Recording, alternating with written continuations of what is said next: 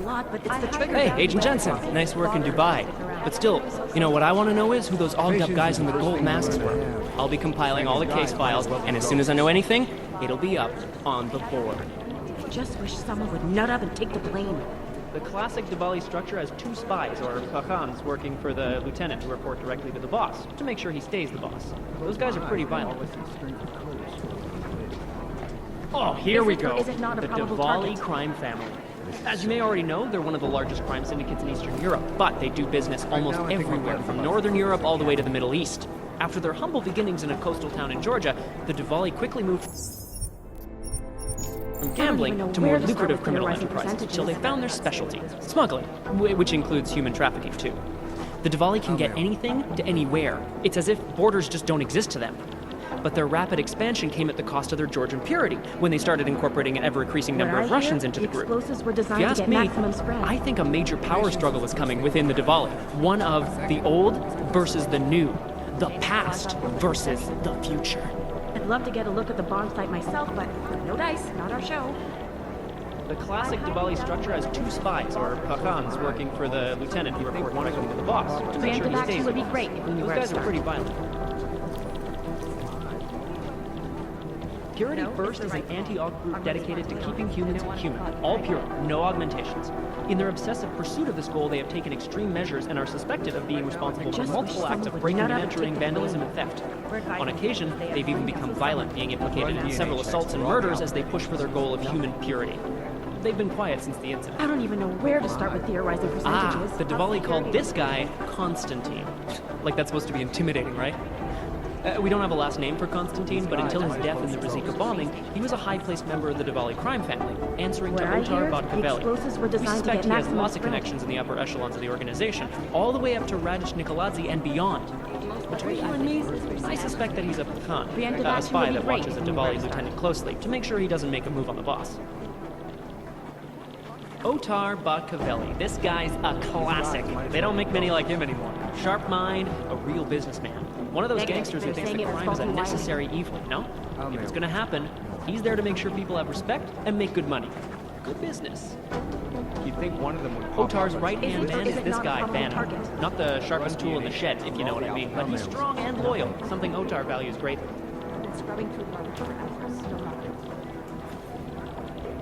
Our arms dealer Shepard, aka John Trent, is a former Special Forces commander and ex-Bell Tower operative. And as is typical for those ex-Bell Tower employees, he's been selling off old Bell Tower tech and weapons. But we don't need to worry about him anymore. He was killed by those gold mask guys in Dubai. Composition could tell us I would have a thought lot, you'd but had it's your the fill of trigger these guys that since really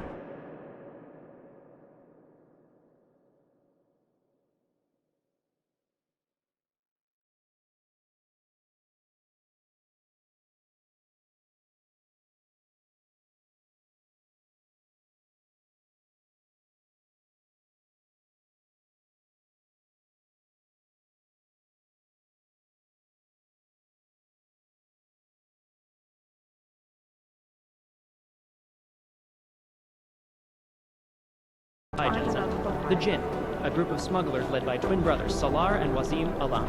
Their exact base of operations is unknown, but it's most likely in Muscat, Oman. The brothers Alam have been in operation since 2020 and have greatly expanded their operations since then, recruiting mercenaries, ex-military, nationalistic agitators, and other colorful criminal agitators from Afghanistan, Iran, Iraq, Saudi Arabia, and the surrounding region. They deal in drugs, weapons, medical implants, augs, and they occasionally throw in some human trafficking.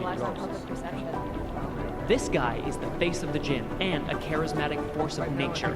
They call him the Bull of the North and the Heart of the Jinn. Real name Salar, works in conjunction with his cold and calculating brother, Wasim, who saved his life during the AUG incident. He is proudly augmented and parades his AUGs around wherever and whenever he likes. The hatred of AUGs from groups around the world has only emboldened him and his organization. I'd love to get a look at the bomb site myself, but no dice, not our show. The elusive Radish Nikoladze. This guy's a piece of work, driven and ruthless. When he came up, he was the youngest boss in the Diwali crime family. The man spends more money on suits than most people spend on their houses.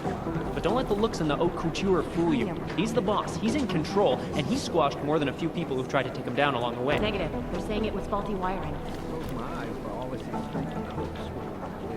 Ah, Wasim Alam, the head of the Jinn, former limb clinic doctor and surgeon before he turned to more profitable enterprises. Preemptive action would be He brings great. the same cold and calculated approach he brought to saving lives to running his business with his brother, Salar.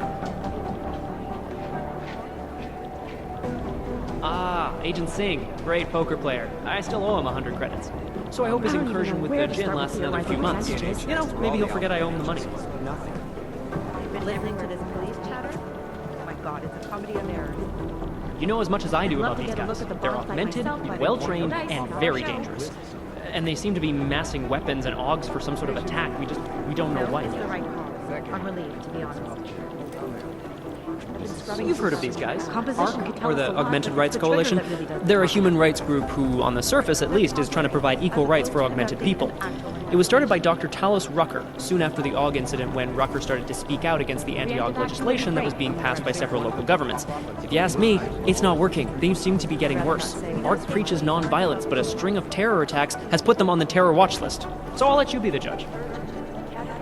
These guys might as well. Dr. Talos Rucker, former limb clinic doctor and current leader of the Augmented Rights Coalition. Rucker has chosen to leave his native Germany and to live in the Utrecht complex near Prague as a protest to draw attention to the upcoming Human Restoration Act vote.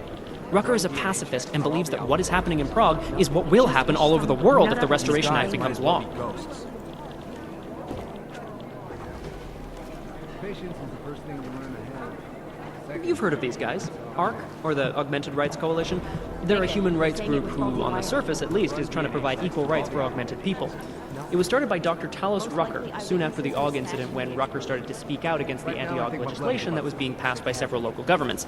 If you ask me, it's not working. They seem to be getting worse.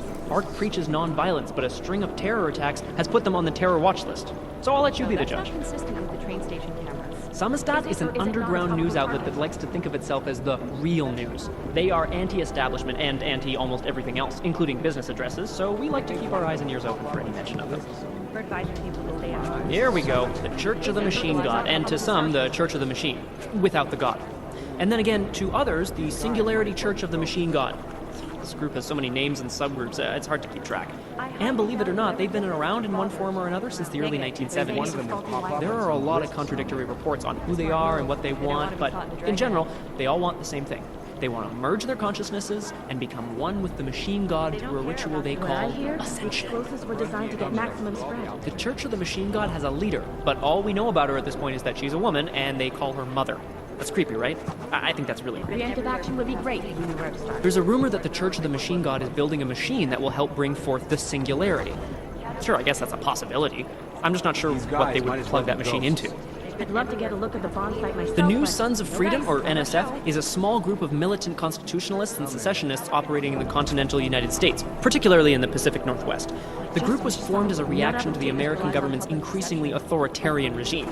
NSF is committed to fighting the influence and control of a group of unknown people they believe to be the Illuminati with strategic guerrilla warfare strikes. They are suspected of having ties with Janus and the Juggernaut Collective. No, that's not consistent. Janus. with the train station I mean, what can you say about him? Or her. Nobody really knows who or what Janus is.